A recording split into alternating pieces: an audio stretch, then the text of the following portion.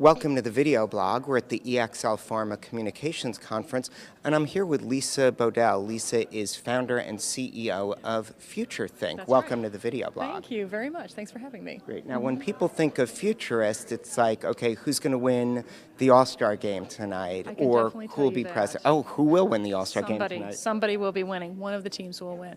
Now, you're probably wondering then what do futurists really do? Sure, if you could explain that, that'd be great. Well, it's one of those things where depending on the futurist and what they study, but generically what futurists do is they help people come up with probable and possible future events, and they help people scenario plan in ways that are much broader thinking than just trends. And they go about it, I think, in a very strategic way.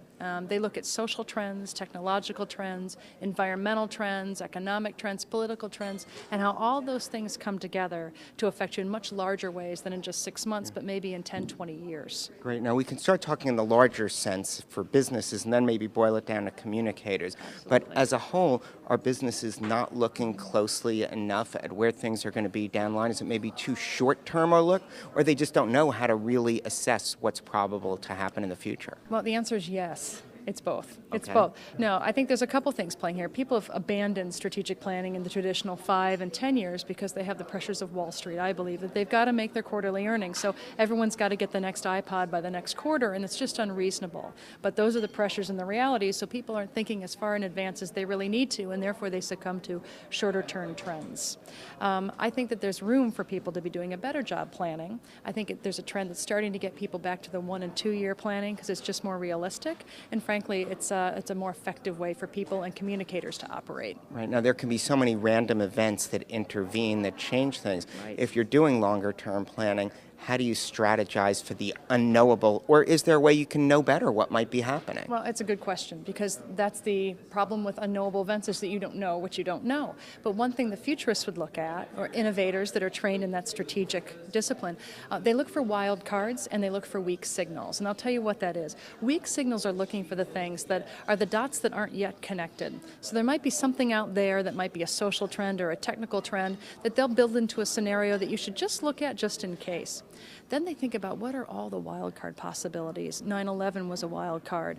Environmental events are wild cards that you have to plan for. Even if it's a low probability, what would you do?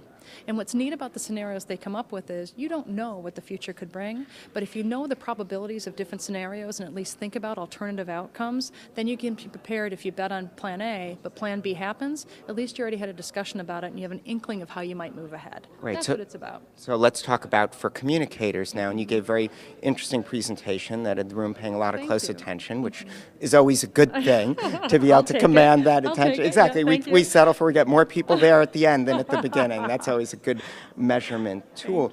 But for communicators, when you're so forced to measure, okay, what's our media coverage today? And there are all these new tools out there. Yep. How do those new tools for communication really play into how it needs to change in your role as a futurist? Well, that's a great question. So I think what will happen is a lot of people will say, we don't know which tool to use, so let's try a lot of them.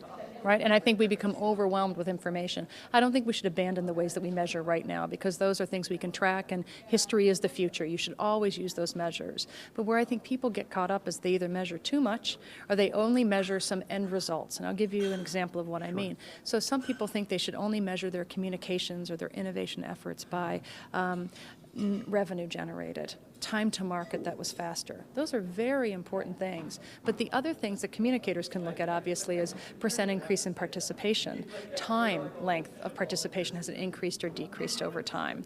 Can it be new groups that have been approached as a result of it? Can it be PR that you've gotten from a group that's offbeat and you didn't expect before that gets you into a new market? So it's looking at some different inputs, not just the outputs. Great. And as a fellow graduate of the University of Michigan, though for full disclosure, I should point out, I think it was a lot harder to get in when you went than when I went. Thank you. I don't know. We'll leave it at that. But you had some very specific hands-on tips that I'd like to leave the viewers with. One was for your inbox, and a couple were how they can look at Google to prepare the future. So maybe you can leave our viewers with those 2 points. Okay, so Inbox is a great one. There's a lot of companies out there. Zobni is one of them. That's Inbox spelled backwards. That's this new frontier of how do you put applications into your inbox to make your communication smarter, not just better understand who you communicate with, but when and how.